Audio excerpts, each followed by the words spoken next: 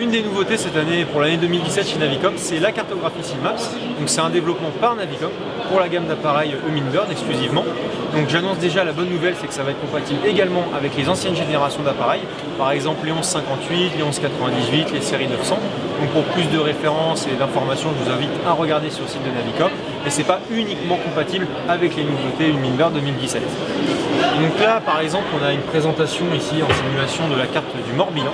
On a 3 secteurs qui vont être disponibles à la vente dès janvier.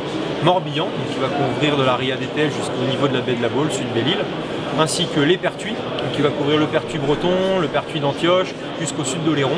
Et enfin, la carte de la Gironde, donc c'est dans la continuité, qui va couvrir avec une superposition le sud d'Oléron jusqu'au niveau, en incluant l'estuaire de la Gironde, jusqu'au niveau du lac d'Ourtin. Donc là, on a un petit exemple sur le golfe du Morbihan. Donc je vais zoomer sur la cartographie. Et en fait, comme on va le voir, le concept avec cette cartographie, c'est qu'elle est extrêmement détaillée. C'est pas une cartographie qui a été créée pour la navigation, mais vraiment pour répondre à un besoin qui est un besoin de connaissance des fonds pour la pêche. Donc c'est une véritable cartographie de pêche.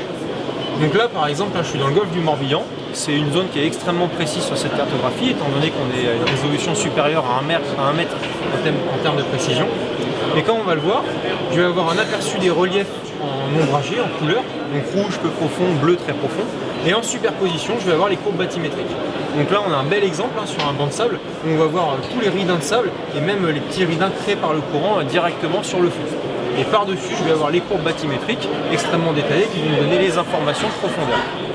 Ce qu'il faut savoir, c'est qu'en plus de ça, ces cartes elles sont complètement personnalisables. C'est-à-dire que comme c'est développé spécifiquement pour Humminbird, on va profiter de toutes les fonctionnalités des cartographies Humminbird qui existaient d'ailleurs déjà aux États-Unis.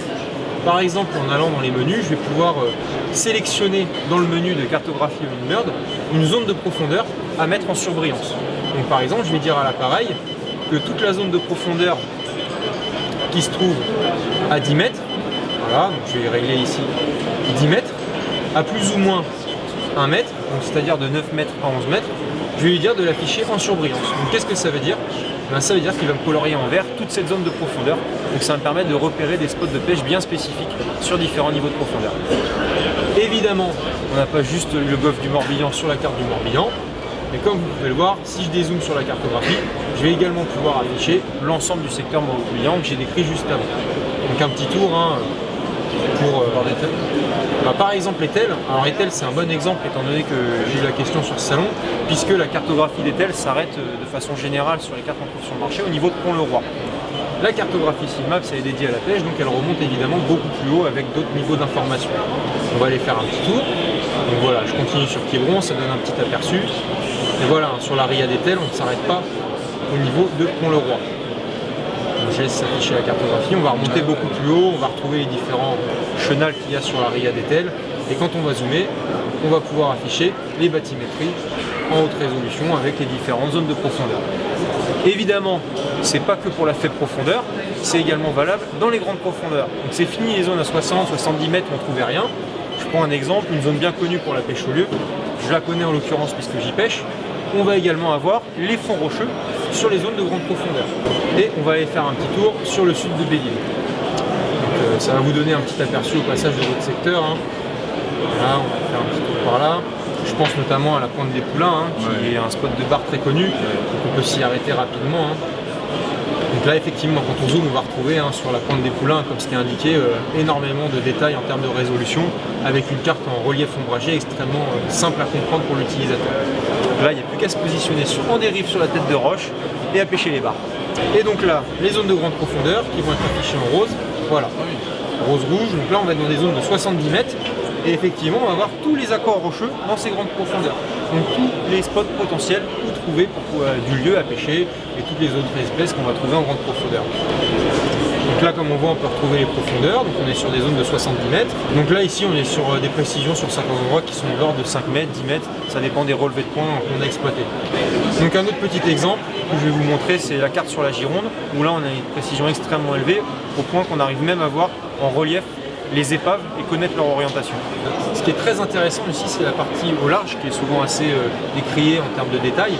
Ici, on va avoir un niveau de précision qui va être suffisamment élevé pour pouvoir localiser et identifier les épaves. Donc, comme je le disais, Là j'en vois une tout de suite qui s'affiche à l'écran. Si je zoome et que je parcours un petit peu la carte, je vais trouver les différentes épaves qui se trouvent sur ce secteur, non pas indiquées avec des points un peu précis comme c'était le cas avant. Et ici je vais carrément avoir la bathymétrie de l'épave qui va s'afficher. J'arrive dessus et voilà. Donc ici j'ai l'épave qui va carrément s'afficher en relief de façon ombragée. Donc on voit carrément l'orientation de l'épave. On n'a plus qu'à se positionner pour faire les dérives dessus. Pour terminer, la dernière cartographie dont je parlais en termes de zone, qui est la cartographie des pertuis. Donc comme on peut le voir, qui va couvrir toute la partie Oléron, mais également le nord avec le pertuis breton.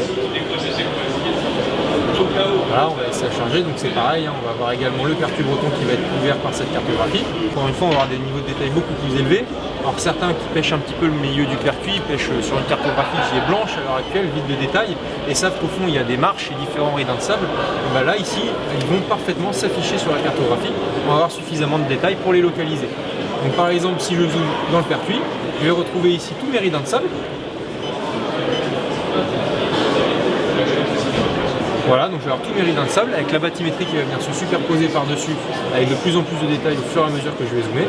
Voilà, je retrouve toute ma bathymétrie avec tous les ridins de sable différents sur le fond du pertuis. Et c'est pareil pour les fameuses marches de roche qui se situent au milieu du pertuis et qui sont rarement présentes et indiquées sur les cartographies. Elles vont également être indiquées ici avec le relief ombragé et toute la bathymétrie en haute définition.